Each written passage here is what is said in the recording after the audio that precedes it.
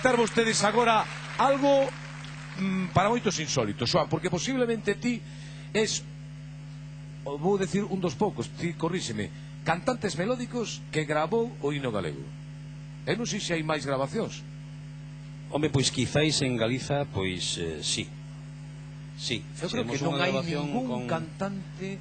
Sí, con voz solista, acompañado por un coro, pero penso que sí, que fun o único que fixo esa... E como se che ocurre? Eso é un atrevimento para un artista ou decir, non, pues, no, mira, outra xente o fixo noutros sitios, non? Sí. Había moitos cantantes, incluso anglosaxóns e tal, que fixeron, sabes, a costume americana de cantar o himno en calquer evento a capela, non? Sí, sí, sí.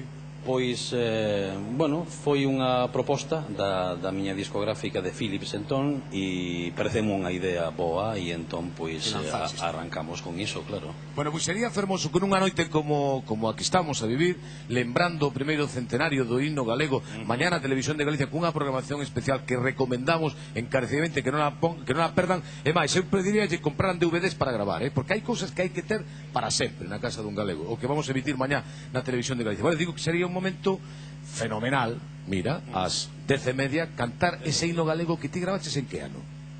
En que ano foi que grabaches? Home, xa foi tempo, casi non me acordo, bueno, pues da data exacta, pero sí, máis ou menos por aí. Pero foi despois de 1907, eso seguro. Seguro, bueno, seguro, non foi Fontela Leal o que me convenceu para gravar o himno galego. Claro.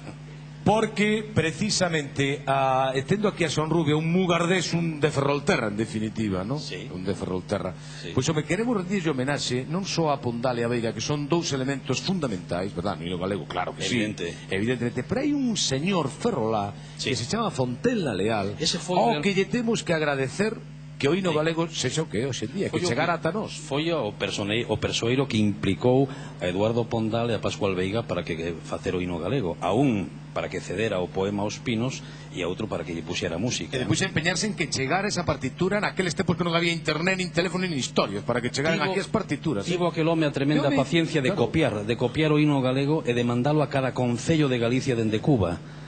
Que pasou? Que en algúns concellos, cando chegou a partitura, os alcaldes non digo en todos, pero en algúns, cando chegou a partitura, pasaron ya ao director da orquestra, ou incluso a orquestriña que tiñan no pobo. Charangas músicas. E mira por onde, en algúns povos de Galicia, algúnas aldeas de Galiza, o himno galego estreouse como peza bailável. Bailábase. Sí, bailábase. Vámoslo representar isto esta noite aquí. Además temos dúas persoas maiores que nos van corroborar efectivamente que bailaron elas mesmas o himno galego. Fíxate, esperad. ¿Qué me decías? Perdón, Manolo, ¿qué me decías? Moi ben, atención ao que soa en este momento, porque máis isto foi gracias a este persoeiro. Escoiten isto atentamente.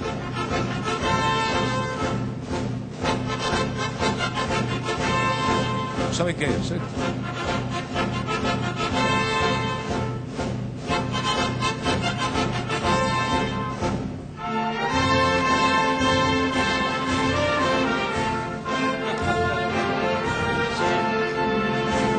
Aí va, un minuto, un momento. Aí, vamos baixando, Paulino, vamos baixando. Así sou o himno galego por primeira vez no ano 1907, cando se fai a estrea en Cuba. Así é como... Pon outra vez, porque claro, a xente dirá, como que... Ti mira como era, eso era así, ¿no?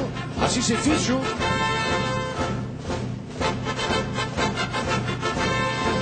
Mira.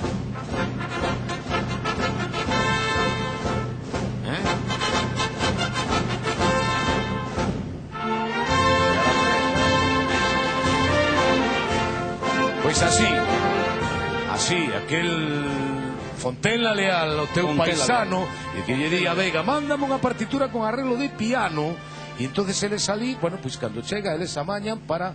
Porque daquela xa morre Veiga, claro, xa cando chega, xa Veiga morrerá. Bueno, en fin, pasaron. Mañá, volvo a repetir, teñemos tedes un día fenomenal para saber cousas lindas e bonitas como estas do himno galego. Cantamos ese himno entón, Xoan? Veña. Estamos moi contentos de recibirte, de verdade. Moitas grazas. Un placer, que saibas que é un placer ter a un grande da música galega, Xoan Rubia, o himno galego.